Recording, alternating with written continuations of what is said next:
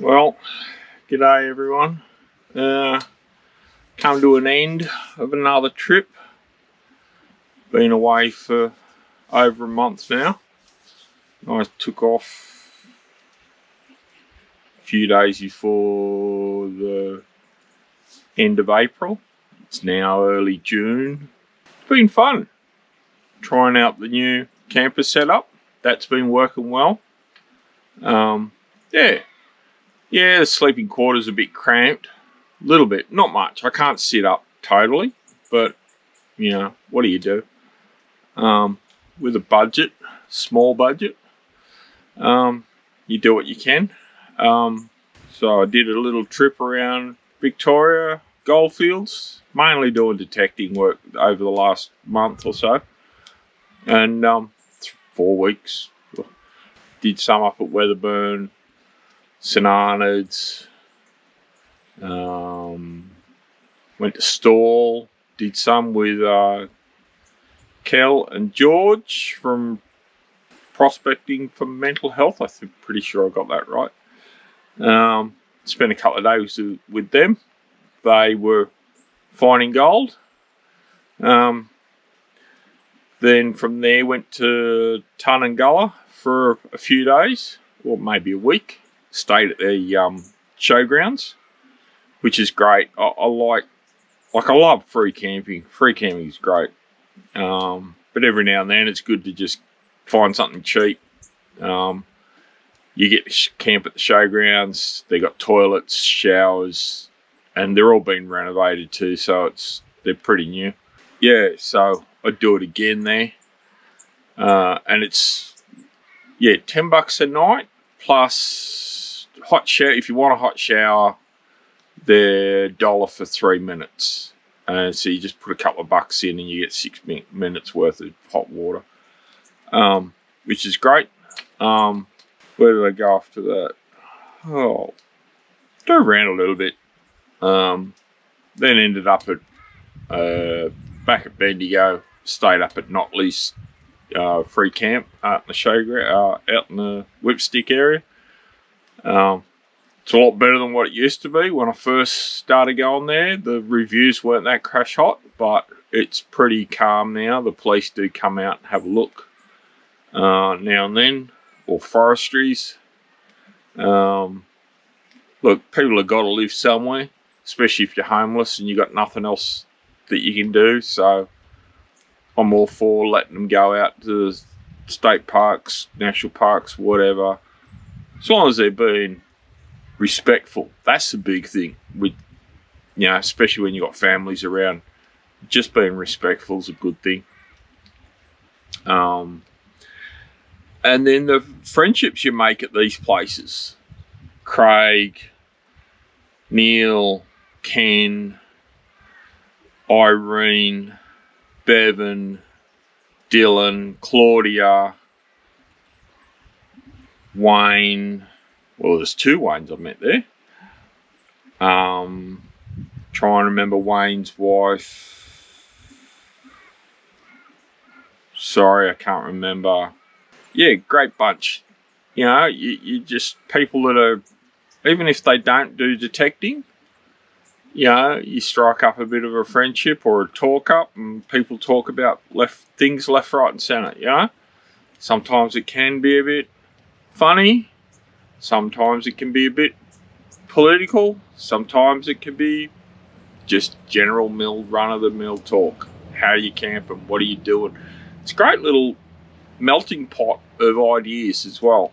A lot of people come over and was checking out or have checked out my rig since, a lot of times it's just, you just say hi, and next thing you know, you're sitting down around a fire talking about stuff. How you been, how you got here to the point that you're at. A lot of the people are retired and they're driving around that I met. A lot of people are on holidays as well, but they still like to detect. So, or just go camping. It doesn't worry me. I spent the whole of my time, I detected one little piece of gold, and it only went 0.04, so it was pretty tiny. It's only worth about $6. But I did find quite a lot of lead shot.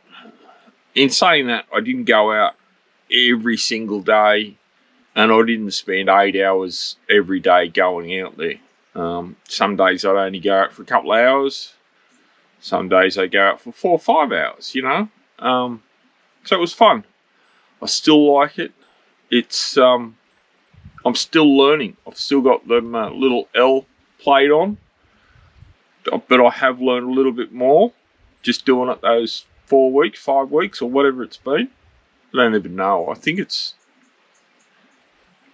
I know today's Tuesday, and it's early June, so it's starting to get cold. I'm at beach, or between Beechworth and El Dorado on Reedy Creek. Spent the last couple of days putting digging and putting it through, sieving it, using my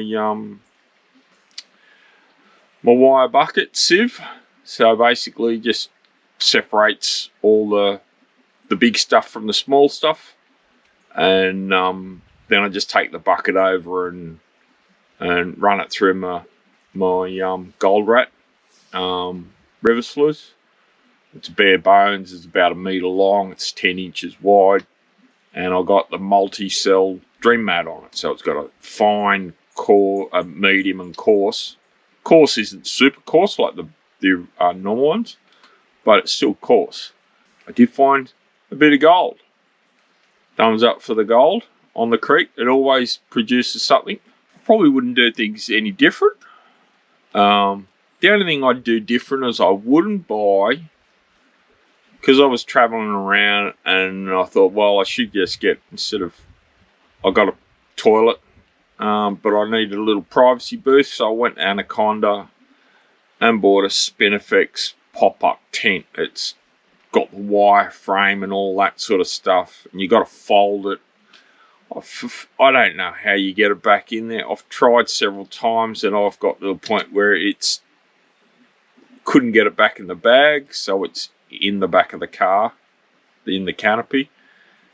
It will be replaced with a proper one, but I only had a small. I didn't want to spend big money on I only spent $70, and realistically, I don't even know why. Like, it's a quick fix, but it's not a good fix. Don't buy them if you don't want to just throw money away. Probably will try and figure out how it goes back in, but I haven't got the time now. Heading back home over the next couple of days. I'm going to go have a look at some things around here first. They're going to start heading home. I wanted to wait until the sun got out a bit more. Seeing it's been cloudy up until recent, last half hour. So my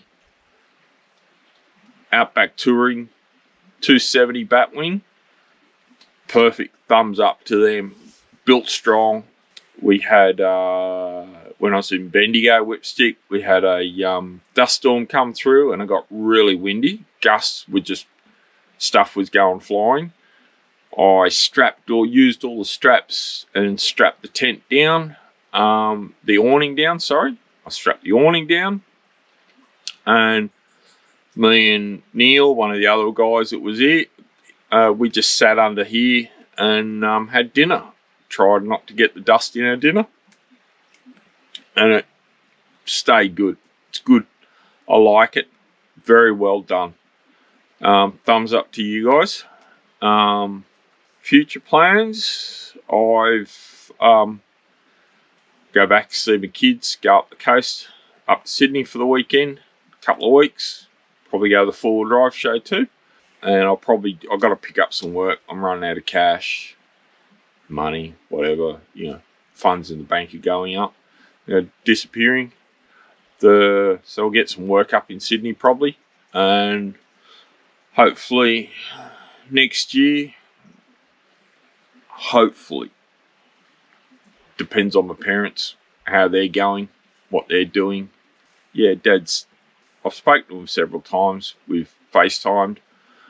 But, you know, he's got dementia, so we'll deal with it anyway. And then we'll go travelling after that. We'll travel.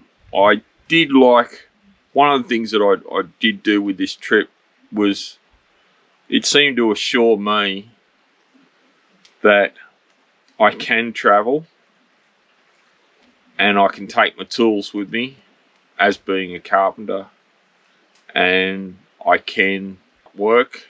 I did run into a few people that are tradies and semi-retired sort of thing, and they travel around picking up work. It talked to them a little bit about how they find work, which is pretty good as well. But it sort of helped me just assure that, sort of like, to me, it's like back in 95 when I started contracting. I used to be on wages, never worked for myself. So taking that step away from being on wages to working for yourself was a bit of a daunting sort of thing. And I think this is the same sort of thing, where instead of just staying in one town and working and building up a network of people you've dealt with, you're now traveling, and each town you go to is a new opportunity. And as long as I got my mind open to what sort of work I can do, I'll be good.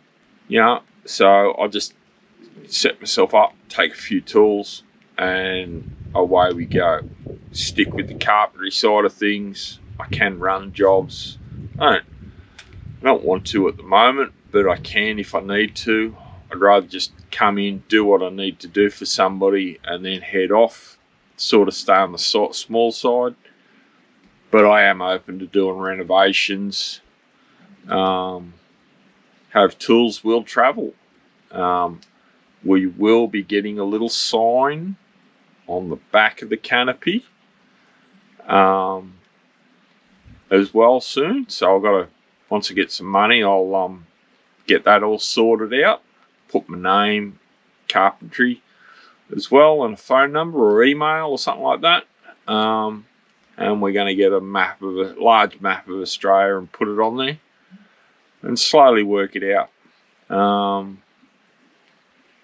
Yeah, so technology's great. Being the fact that it's not like it used to be, where you could only ring people. I can now FaceTime wherever. Got Starlink, so you just hook that up and FaceTime people. You know, it's great. Doesn't matter where you are. A few small adjustments. I have been thinking about putting a little kitchen slide on the other side of the driver's side of the trailer. There is a small open door, so you can run I've got a box that slides out that side. I'm thinking maybe, and it was suggested to me by my brother, to put a slide on this side, so I can turn that into a full-time kitchen. Then this would just be up the top here would be storage of everything and anything that I got. Probably look at redoing my drawbar, redoing it, because as much as I got it repaired, it's still only thin steel, and if I put too much weight on it, I'm like sort of thing. So there might be a toss up between whether it's a repair work, fix up, or whether for another $1,000 I can get the same trailer. Hot dip galvanized with a heavy duty drawbar the way I want it, straight off the shelf. Time will tell. That won't happen till next year if I do it anyway. Got to save some money up. But apart from that, I'm all out of things. I'm almost all packed up. Just got to finish putting the kitchen away, the awning, wrap that back up, put a few things, bits and pieces away, and then I'm hook the trailer up, and off we go. And we start heading back to the South Coast, New South Wales. So it's been fun. Hope you enjoy, and we'll keep it going. And it's, as much as I'm title is My Touring Adventures, hopefully this can help somebody, and it becomes your touring adventures as well. So till next time, I'll speak to you. Bye now.